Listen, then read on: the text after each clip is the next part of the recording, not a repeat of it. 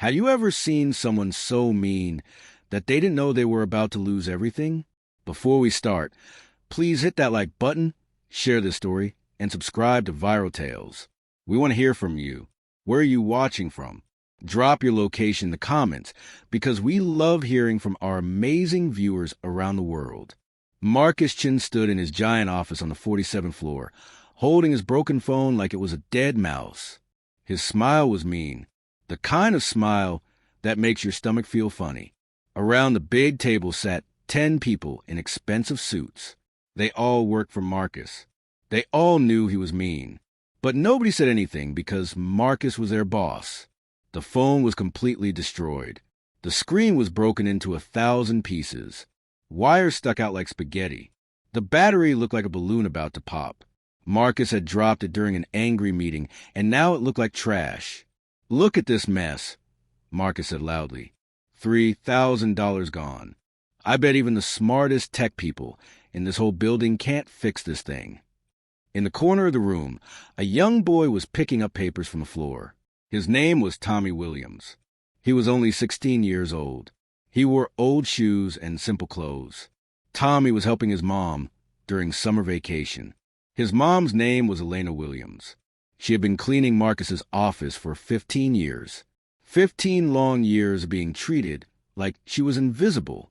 "Hey, kid," Marcus pointed right at Tommy. His finger was like an arrow. "Your mom always tells everyone you're so smart. She says you're a genius. How about you show us what you can do?" The room went quiet. So quiet you could hear the air conditioner humming. Tommy looked up. His brown eyes were calm. Too calm for a 16-year-old boy. Those eyes had seen his mother come home tired every single day. Those eyes had watched important people treat her like furniture. Elena stopped cleaning. Her hand shook a little bit. She knew that voice Marcus was using. It was his mean voice. The voice he used when he wanted to make someone feel small. "If you can fix my phone," Marcus continued, walking around like a king, "I promise I will give you my mansion. My big, beautiful mansion in Beverly Hills. I swear on everything I own." Some of the people at the table looked uncomfortable. They moved in their chairs. But nobody spoke up. Nobody told Marcus to stop. They never did. But when you fail, Marcus said, his smile getting bigger, "and you'll fail. I want your mother to stop telling everyone that her son is special. I'm tired of hearing about it." Tommy walked slowly to the table. His old sneakers made small sounds on the shiny floor. He picked up the broken phone carefully, like it was made of glass. His fingers touched the broken parts gently. Tommy had fixed hundreds of broken things before. Old computers, broken radios, DVD players people threw away. He knew electronics like other kids knew video games. "Mr. Chun," Tommy said. His voice was steady and strong. "Before I try to fix this, I need you to say your promise again, in front of everyone here. If I fix your phone right now, your mansion is mine, right?" Marcus laughed so hard he had to hold his belly. "Oh my goodness, this kid has confidence." "Yes, boy. In front of all these people, my mansion worth $12 million will be yours. You have 5 minutes. Starting now." What Marcus didn't know was important. Tommy wasn't just some kid who helped his mom. Tommy had built working computers from garbage. He had fixed hundreds of devices that other people said were impossible to fix. When Mrs. Garcia's laptop broke and she needed it to pay her bills online, Tommy fixed it in 20 minutes. When the community center's computers died, Tommy brought them back to life using parts from 3 different machines. Tommy had a gift, a real gift, but people like Marcus never saw gifts in people they thought were below them. Tommy looked at the phone carefully. His eyes moved fast, reading the damage like a book. The battery was pushed out of place. A flat cable was loose. Some parts had a little rust on them.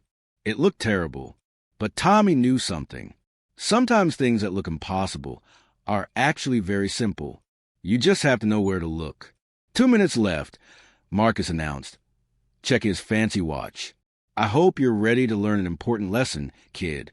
Some people belong in certain places, and you need to learn your place." Jennifer Walsh sat at the table. She was in charge of hiring people. She felt sick watching this. She had seen Marcus be mean before, but never this mean, never to a child. Tommy's hands moved fast. His fingers knew exactly what to do. He had fixed harder problems with worse tools. Once, he fixed a teacher's computer using only a paperclip and some tape. Another time, he brought a dead phone back to life in a parking lot using parts from a flashlight. 30 seconds, Marcus said. He was almost singing now. He thought he was going to win. He thought Tommy would cry. He thought Elena would feel ashamed. But something changed in the room. The people at the table started to notice something. Tommy wasn't scared. He wasn't sweating. He wasn't panicking. He looked calm. Too calm. Like someone who knew a secret nobody else knew. Elena watched from the doorway. Her heart was beating fast. She recognized that look on Tommy's face. It was the same look he had when he was 12 and built a working radio from trash. The same look when he was 14 and proved his school was treating poor kids unfairly. Time's up. Marcus clapped his hands together hard. Well, another dream crushed by reality.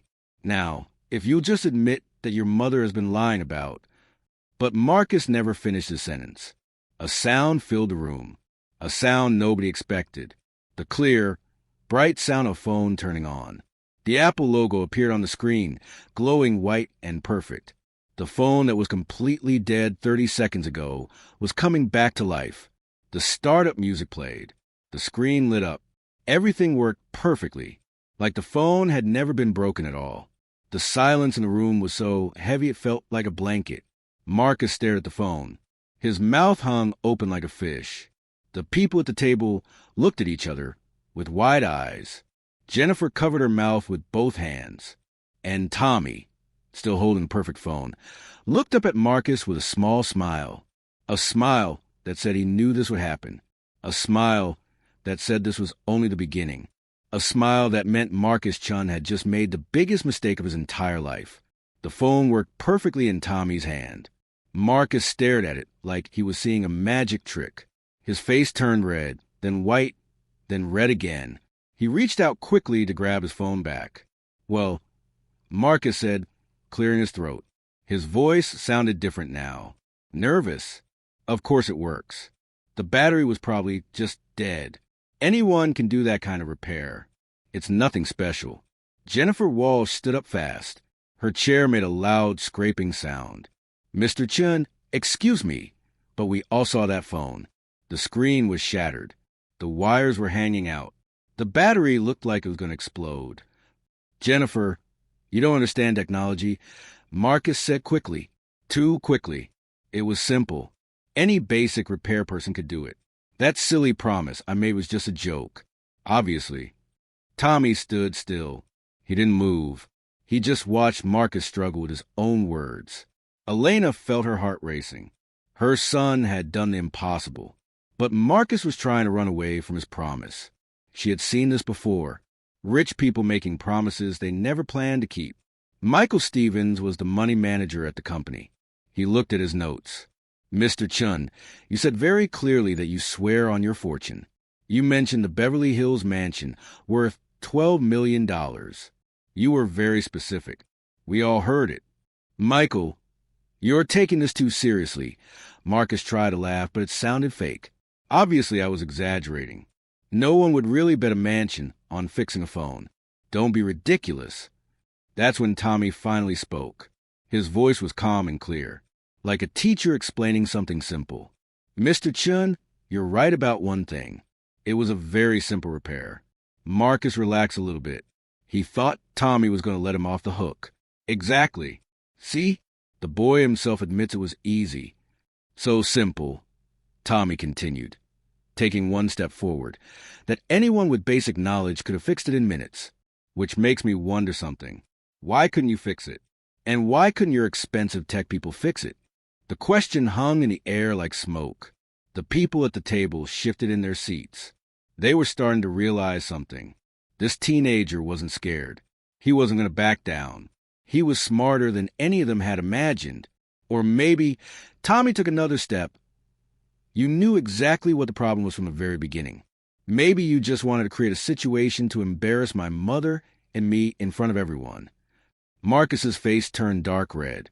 How dare this kid question him? Listen here, boy. I think you and your mother need to remember your place. One little trick doesn't mean you're going to walk out of here with. I recorded everything, Tommy said softly. He pulled out his own phone from his pocket. From the moment you made your promise until right now, I have your exact words. Your comment about my mother, and your attempt to break your promise. The room became so quiet you could hear people breathing. Marcus felt dizzy. In all his planning to humiliate Tommy, he had forgotten one simple thing. Anyone could be recording. This was the digital age. How could he be so stupid? Also, Tommy continued, his voice growing stronger, my father is James Williams. You might know him better as Williams Law Firm. He specializes in workplace discrimination and unfair treatment of workers. Jennifer Walsh covered her mouth to hide a smile. She knew exactly who James Williams was. Everyone in the business world knew. He was one of the most feared lawyers in the entire city. He had won huge cases against big companies. Companies that treated their workers unfairly. Companies just like this one. Funny thing, Tommy said, walking slowly around the table. My father has been working on a very interesting case for the past few months. Something about a company that pays black and brown workers much less money than white workers, even when they do the same exact job. The documents he has are very detailed. Marcus felt the floor disappearing under his feet. How could this kid know about the company's pay system? And more importantly, how did James Williams get that information? That was private, secret, hidden. What Marcus didn't know was simple but powerful. Elena Williams had been cleaning his office for 15 years. 15 years of listening to meetings she was never supposed to hear. 15 years of executives talking freely because they thought she was invisible. They made jokes about keeping certain workers in low positions. They discussed ways to hire different types of people but not promote them.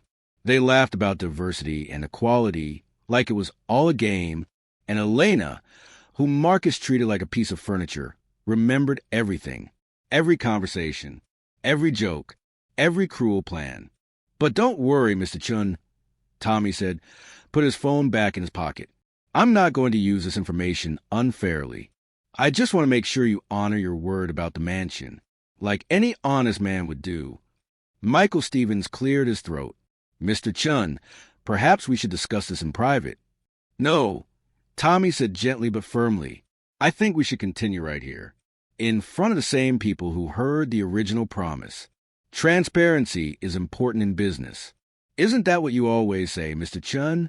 Marcus looked around the office. Every person sitting at that table looked uncomfortable. Some wouldn't look at him. Others pretended to check their phones. The whole atmosphere had changed completely. Marcus wasn't a hunter anymore. He was a prey. Besides, Tommy added with a smile that didn't reach his eyes, my mother always taught me that when someone gives their word in front of witnesses, especially important people like all of you, that word is worth more than gold. Elena stood in the doorway. Tears filled her eyes, but they weren't sad tears. They were proud tears. Her son had grown up watching her be treated badly by people like Marcus. But unlike her, who had to stay quiet to keep her job, Tommy had learned something different. He had learned to turn pain into power.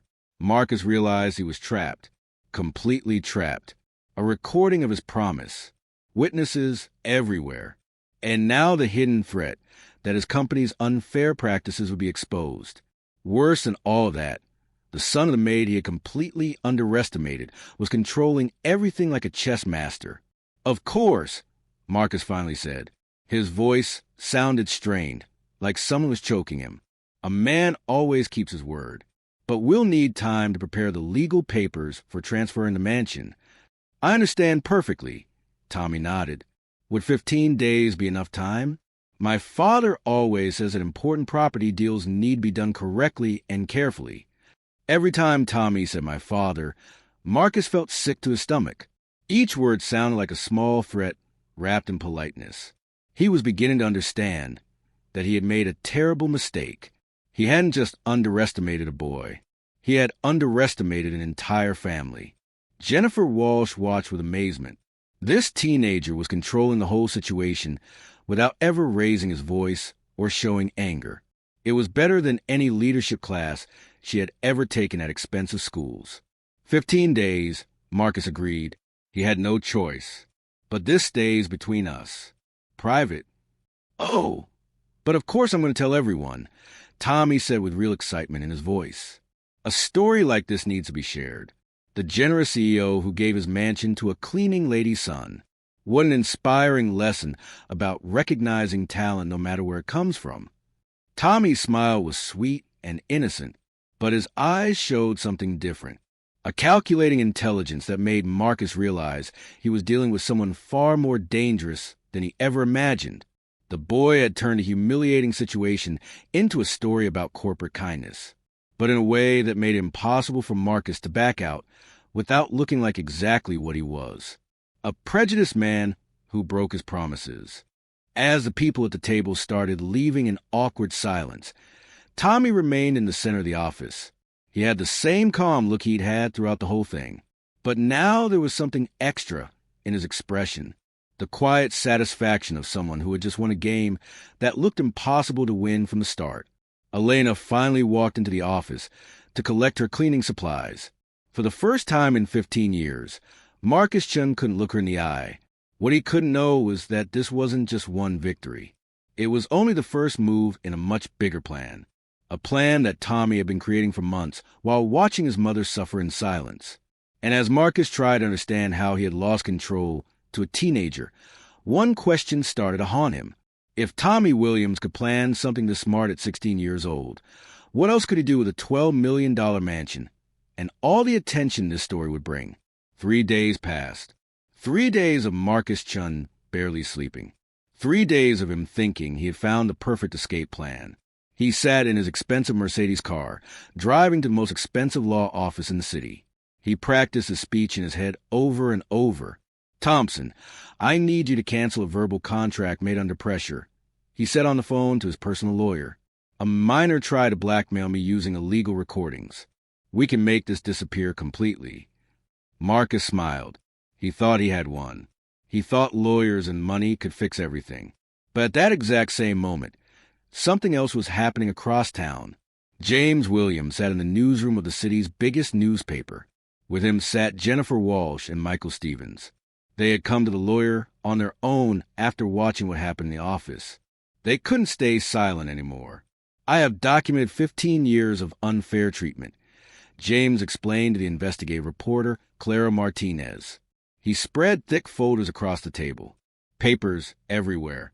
Different pay based on skin color. Promotions denied because of race. People fired for asking questions about these practices. Jennifer Walsh looked nervous but determined. I managed the hiring and human resources. I got direct orders from Mr. Chun to keep certain people in lower positions. I have emails, written memos, recordings of meetings where he said these things clearly. Michael Stevens added, the money records show it clearly. White employees earn 40% more than black and brown employees doing the exact same jobs. Mr. Chun said it was because of different qualifications.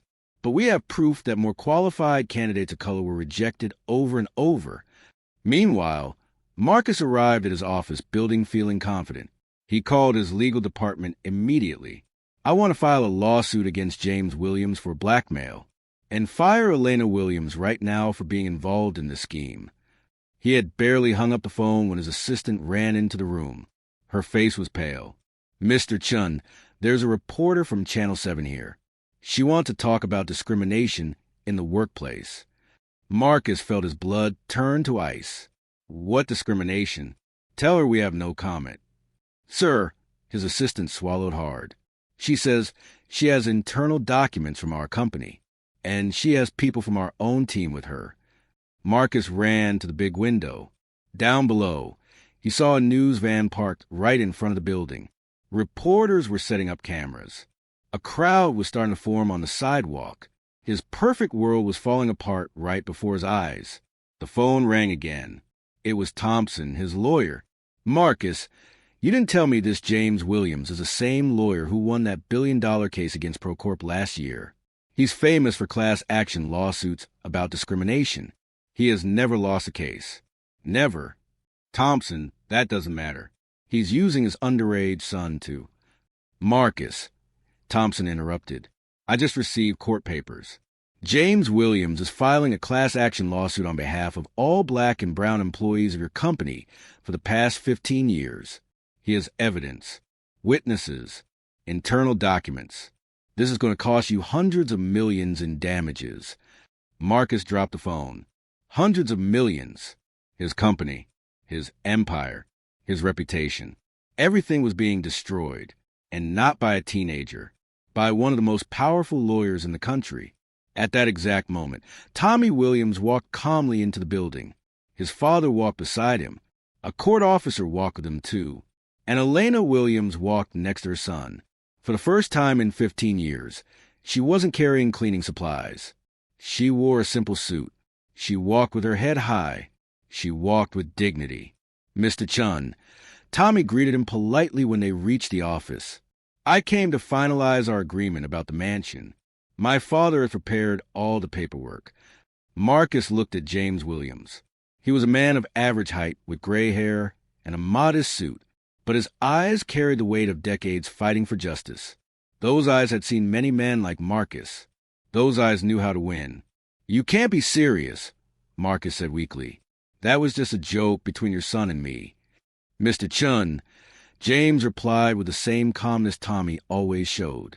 My son recorded your specific promise in front of multiple witnesses. But honestly, that's the least of your problems right now. James opened his briefcase. He spread documents across Marcus's desk. Hundreds of pages. 15 years of evidence. Emails from you ordering people fired based on race.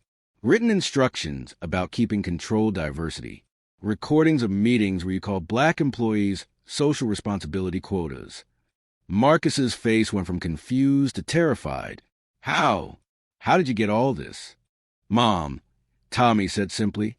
For 15 years, my mother cleaned this office while you openly discussed your discriminatory plans.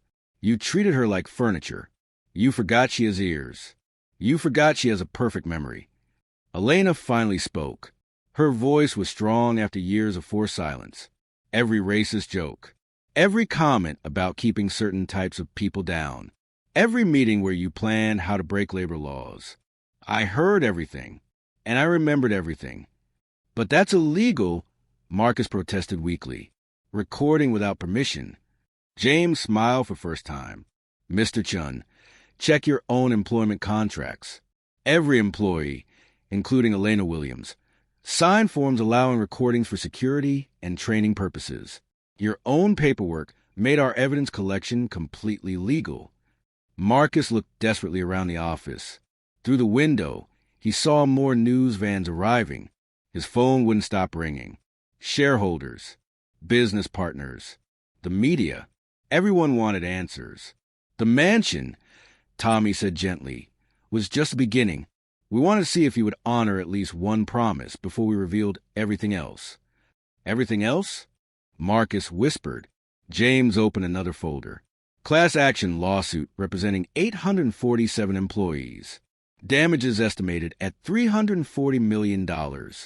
And because the discrimination was systematic and documented, we expect the court to add punishment penalties that could double that amount.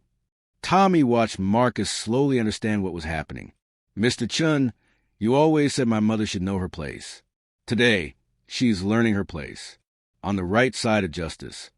The court officer formally handed the legal papers to Marcus. His hands shook as he took them. 15 years of arrogance and prejudice were being called to account in one devastating afternoon. Elena looked around the office where she had been humiliated for so many years. One last time. Mr. Chun, you don't need to worry about finding another cleaning lady. Starting today, this office will have new management. As the Williams family left the building with dignity, Marcus Chun remained alone in his crumbling empire. He finally understood that he had underestimated not just a smart teenager, but an entire family. A family that had turned 15 years of injustice into the most calculated lesson in humility he could ever imagine. Outside, Cameras captured Tommy James and Elena Williams leaving the building with their heads held high. The future opened before them with endless possibilities. 6 months passed quickly. Marcus Chun signed personal bankruptcy papers in a small office downtown. His company had been sold to pay the lawsuit settlements. His Beverly Hills mansion now housed something completely different, something beautiful. $340 million in settlements. James Williams explained to reporters at the grand opening. Every penny will be invested in education and opportunities for young people from communities that need it most. Tommy, now 17, cut the ribbon alongside his mother. The boy who had been humiliated for fixing a phone was now being accepted into the country's best universities with full scholarships. Multiple schools wanted him. "My son always knew that knowledge is power," Elena Williams said, wearing the white coat of the new education center's director. 15 years of cleaning offices taught me that people who underestimate others based on prejudice always miss the greatest opportunities life offers. Marcus watched the news from his small rented apartment. 2 rooms, no view, no luxury. He recognized that he had created his own downfall by treating good people as disposable and worthless. Jennifer Walsh, now working as a corporate diversity consultant helping companies treat people fairly, explained it perfectly on television. Arrogance has a price. And Marcus Chin discovered that some debts can never be fully repaid. The education center thrived. Hundreds of kids who thought college was impossible now had hope. Kids who looked like Tommy. Kids whose parents worked hard jobs for little pay. Kids who deserved chances. Tommy proved something important that day. The best revenge isn't destroying the people who hurt you. The best revenge is building something so amazing, so powerful, so good that their opinion becomes completely meaningless. As Tommy stood in front of the new center, helping a young girl fix her first computer, he smiled. Not a mean smile like Marcus used to have. A genuine smile. A smile of someone who turned pain into purpose. A smile of someone who knew that justice, even when it takes time, always finds its way to those who never stop fighting. And somewhere in his small apartment, Marcus Chin finally learned the lesson he should have known all along. In this world, how you treat people matters. Your money can disappear. Your power can vanish. Your company can crumble. But the way you treat others echoes forever. And sometimes, that echo comes back louder than you ever imagined possible.